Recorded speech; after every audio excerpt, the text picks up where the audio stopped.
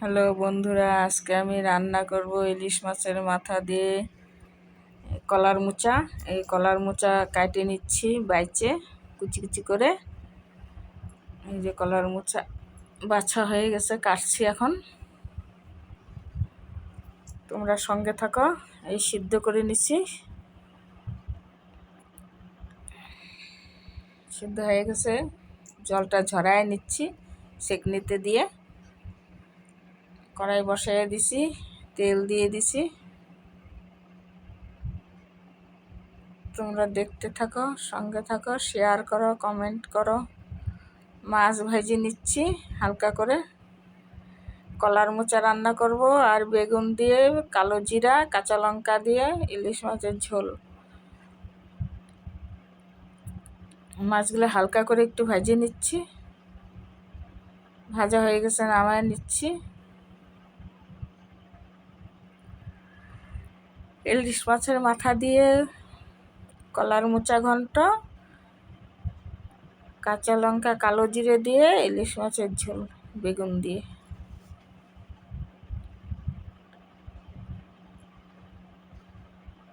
মাছের মাথাগুলো ভাজা হচ্ছে এখন।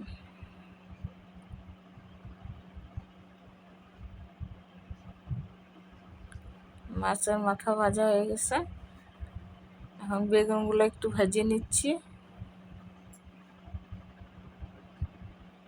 বেগুনগুলো লবণ হলুদ মেখে রাখছিলাম, এখন ভেজে নিচ্ছি।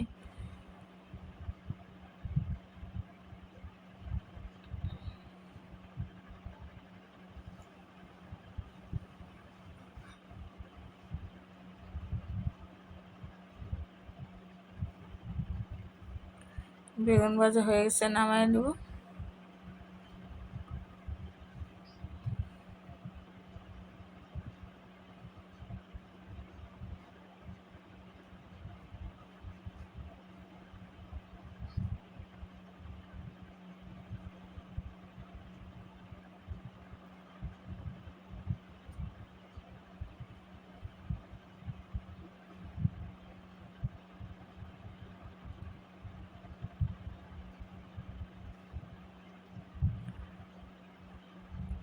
কাঁচা লঙ্কা, কালো জিরা দিয়ে দিলাম ফোড়ন। হালকা হলুদ দিয়ে দিলাম,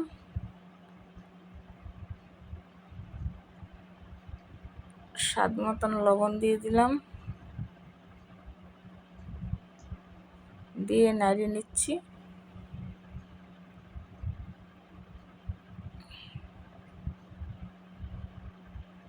অল্প জল দিয়ে দিচ্ছি।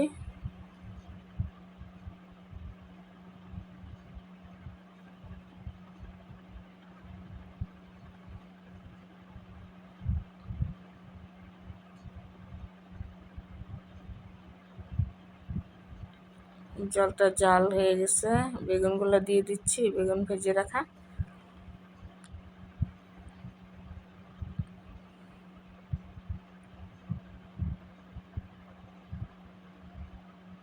মাছ দিয়ে দিচ্ছি,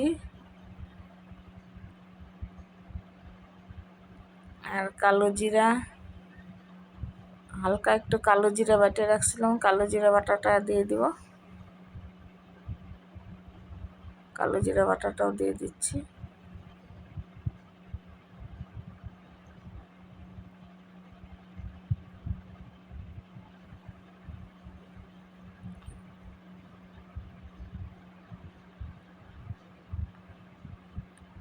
হয়ে গেছে, নামায় নেব।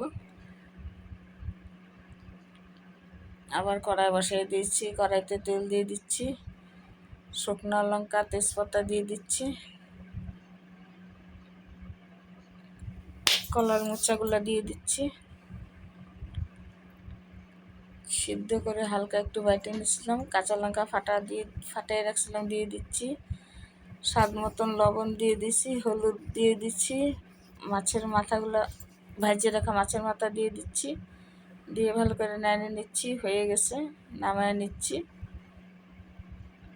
এই পর্যন্তই,